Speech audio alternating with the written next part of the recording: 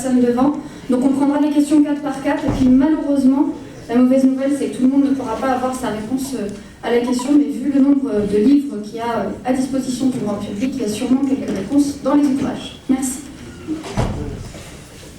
Merci Madame d'avoir dit quelque chose d'absolument essentiel. À force d'aller vite et de ne pas suivre mes notes, il y a effectivement une carence décisive et majeure dans la chronologie événementielle qui conduit à l'adoption de la Constitution pluraliste. C'est les émeutes d'octobre 88, bien sûr, bien sûr, bien sûr. Alors là, je me roule dans la cendre publiquement. J'ai dit les troubles dans le système économique, la montée du mécontentement, mais j'ai oublié effectivement de dire l'essentiel, qui se traduit. Alors j'ai dit le printemps berbère, effectivement, mais le printemps berbère ne pouvait pas avoir l'ampleur d'une manifestation nationale, et effectivement, ce sont les émeutes d'octobre, toutes les conditions dans lesquelles elles sont réprimées, qui ressemblent tout à fait à une réponse militaire à une protestation pacifique, qui sont le véritable déclencheur que le pouvoir va vouloir gérer en consentant un certain coefficient d'ouverture politique. Mais effectivement,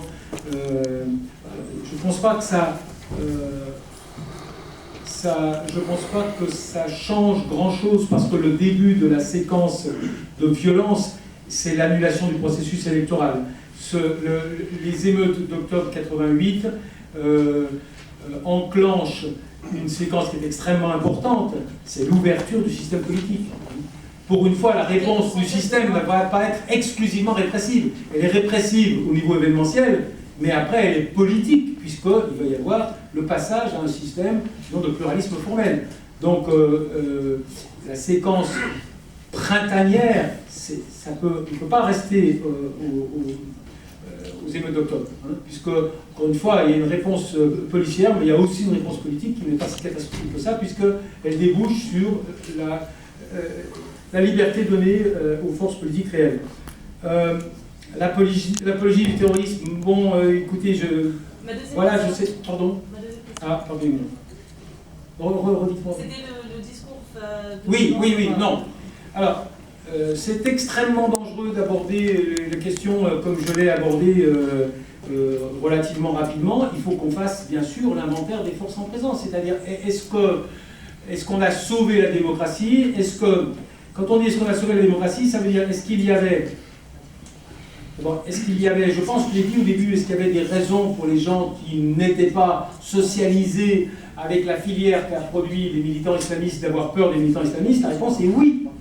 Bien sûr, le courant islamiste tel qu'il se présente en 1990-91 est une force politique qui est dans une période de mutation où les références de la culture musulmane classique commencent à passer à la lessiveuse de leur réinterprétation et de leur coordination avec les idées que l'on qualifie d'occidentales, mais qui sont les mécanismes reconnus, qualifiés d'occidentaux de la démocratie.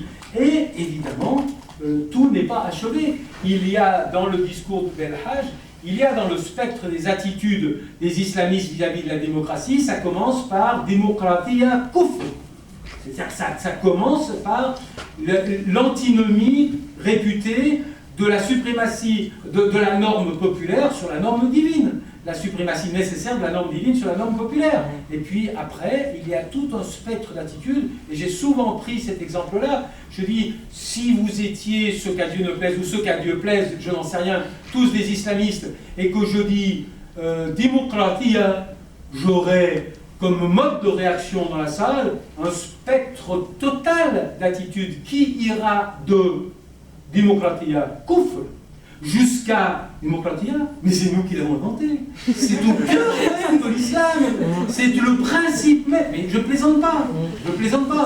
Donc moi, je vous demande de ne pas construire une réponse qui ne tiendrait compte que d'un segment de la façon dont les islamistes s'articulaient à l'univers de la démocratie au moment où ils sont entrés dans cette phase de mutation qui allait les amener à reconnaître la légitimité de la machine électorale. Mais après, dans un, comment ça s'appelait déjà, Algérie Actualité, page 4, derrière, il y a Abbassi Malani, on lui demande si les communistes gagnaient les élections, qu'est-ce que vous feriez? Il dit si les communistes gagnaient les élections, nous en prendrions pour notre grade et nous comprendrions que nous n'avons pas formulé notre mobilisation en des termes efficaces. C'est-à-dire que les garanties du respect formel du jeu démocratique ont été données par les acteurs politiques islamistes, ce qui n'empêche pas de trouver, mais vous savez, à ce jeu-là, si on veut aller trouver dans les armoires de toutes les formations politiques une citation, moi j'aime bien quand on dit les islamistes, ah, Hassan el-Banna il a dit page 23, donc maintenant, lui, les autres, pour toujours, ça ne marche pas ça, c'est pas scientifique. Donc effectivement, vous pouvez trouver dans les discours des islamistes des expressions qui sont en tension avec la vision consensuelle, mais je dirais que... Et puis alors, j'aime bien qu'on me dise, la démocratie est en danger. Mais laquelle démocratie?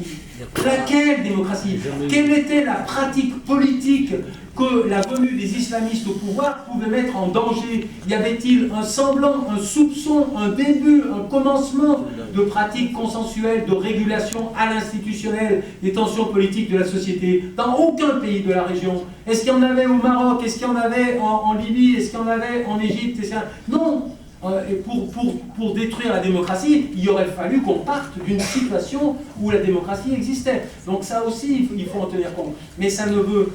Je n'ai jamais nié la complexité du processus qui amenait les islamistes à s'intégrer à un processus qui demandait qu'ils réinterprètent, qu'ils veuillent bien voir ce qui était... Le courant islamiste, il fait quoi dans l'histoire contemporaine? Il regarde des valeurs qui ont été, des valeurs ou des pratiques ou des institutions qui ont été illégitimées de façon réactive parce qu'elles ont été considérées ponctuellement comme ayant été le résultat de l'influence occidentale. Ça s'appelle jeter le bain de la modernisation, jeter le bébé de la modernisation avec l'eau du bain de la colonisation.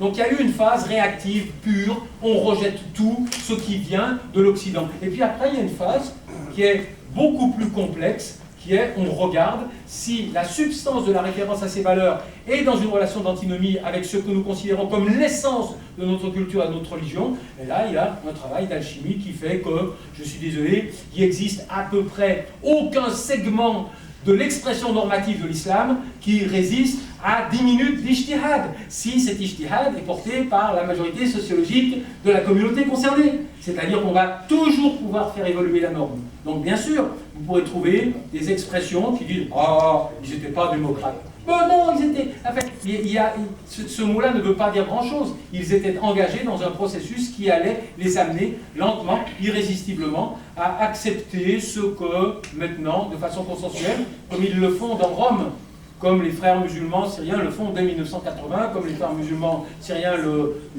réaffirment en 2012, vous pouvez googler la charte, et comme ne le font pas les acteurs politiques que l'on va qualifier de djihadistes, qui vont rester dans une logique de rupture, qui est d'imposer un système institutionnel directement extrait de la culture musulmane classique, où, par exemple, on va hiérarchiser les appartenances confessionnelles. Les chrétiens seront des individus politiques protégés par la norme musulmane, mais pas considérés à égalité.